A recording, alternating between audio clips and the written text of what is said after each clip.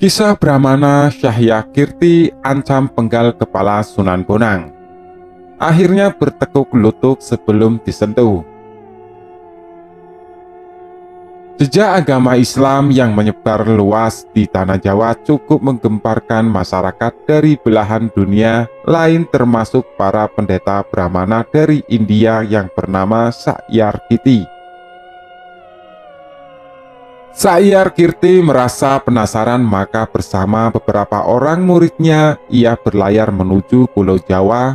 Di bawahnya pulau kitab-kitab referensi yang telah dipelajari untuk dipergunakan berdebat dengan penyebar agama Islam di Jawa kala itu. Brahmana Sakyarkiti berencana menentang Sunan Bonang untuk berdebat dan adu kesaktian. Jika dia kalah, maka akan kutebas batang lehernya. Jika dia yang menang, aku akan bertekuk lutut untuk mencium telapak kakinya atau kuserahkan jiwa ragaku kepadanya, tegas Sakyarkiti di atas buritan kapalnya. Ia pun meminta murid-muridnya selalu berdiri dan mengikutinya dari belakang serta menjadi saksi atas sumpah yang diucapkan di tengah samudera. Setibanya di perairan Tuban, mendadak laut yang tadinya tenang tiba-tiba bergolak hebat. Angin dari segala penjuru seolah berkumpul jadi satu menghantam air laut sehingga menimbulkan badai setinggi bukit. Dengan kesaktian Brahmana Sakyarkiti, ia lantas mencoba menggempur badai yang hendak menerjang kapal layarnya sebanyak 12 kali.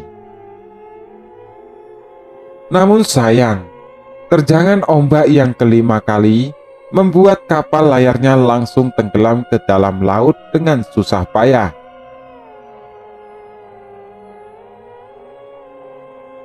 Ia kemudian mencabut beberapa batang balok kayu untuk menyelamatkan diri dan menolong beberapa orang muridnya agar jangan sampai tenggelam ke dasar samudera.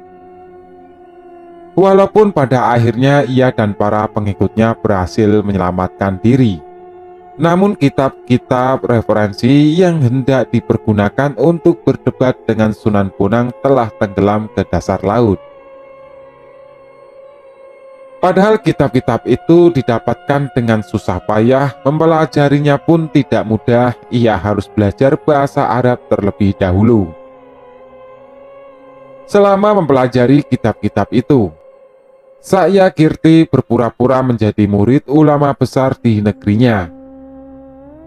Kendati begitu, niat untuk menguji ilmu Sunan Bonang tak pernah surut.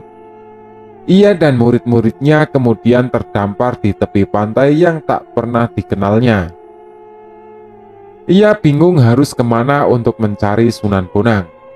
Ia menoleh ke sana kemari mencari seseorang untuk dimintai informasi. Tidak seorang pun di pantai itu.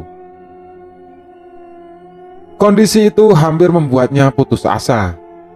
Tiba-tiba tanpa dari kejauhan ia melihat seorang lelaki yang berjubah putih sedang berjalan sembari membawa tongkat.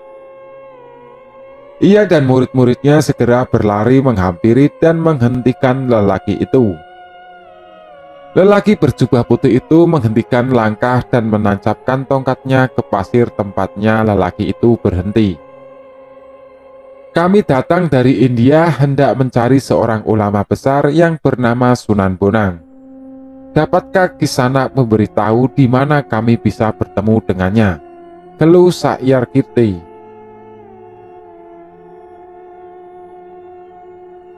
Untuk apa Tuan mencari Sunan Bonang? Tanya lelaki itu. Akan saya ajak berdebat tentang masalah keagamaan, tapi sayang kitab-kitab saya yang bawa telah tenggelam di dasar laut. Meski demikian, niat saya tak pernah padam. Masih ada beberapa hal yang dapat saya ingat sebagai bahan perdebatan, jelas Sakyarkiti lagi. Mendengar rangkaian cerita Sakyarkiti, lelaki berjubah putih itu langsung mencabut tongkatnya yang tercantap di dalam pasir. Lubang bekas tongkatnya, tiba-tiba kitab milik Sakyarkiti yang tenggelam semua keluar dari lubang tersebut. Salah seorang dari muridnya, sang Brahmana itu pun langsung memeriksa kitab itu dan membenarkan jika kitab yang telah hilang di telan samudra adalah kitab yang keluar dari lubang. Tidak hanya kitab yang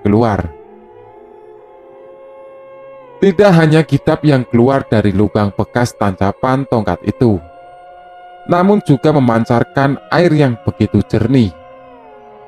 Murid-murid sang Brahmana yang sejak tadi sudah kehausan langsung saja menyerobot air jernih yang memancar itu. Sakyarkiti memandangnya dengan rasa khawatir, jangan-jangan muridnya itu akan segera mabuk karena minuman air di tepi laut yang pastikan banyak mengandung garam.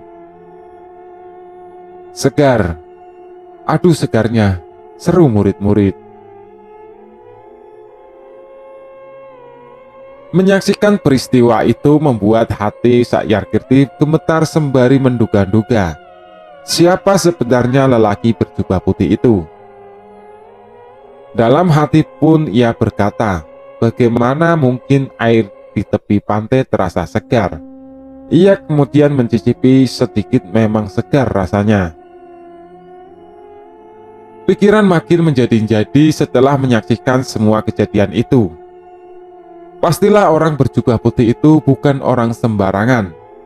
Ia sudah mengerahkan ilmunya untuk mendeteksi apa semua itu hanya tipuan ilmu sihir, tetapi ternyata bukan. Semua nyata apa adanya. 1000 Brahmana di India tak mampu melakukan hal ini, pikir sang Brahmana dengan rasa was-was, takut dan getar. Ia menatap wajah orang berjubah putih itu. Apakah nama daerah tempat saya terdampar ini? Tanya Sakyarkiti. Anda sedang berada di pantai Tuban, jawab lelaki itu. Serta-merta Sakyarkiti dan para pengikutnya menjatuhkan diri berlutut di hadapan lelaki itu. Mereka sudah dapat menduga pastilah lelaki berjubah putih itu adalah Sunan Bonang sendiri. Bangunlah, untuk apa kau sujud kepadaku? Bukankah sudah kau ketahui dari kitab-kitab yang engkau pelajari bahwa sangat terlarang bersujud kepada sesama makhluk? Sujudlah yang pantas dipersembahkan kepada Allah yang Maha Agung.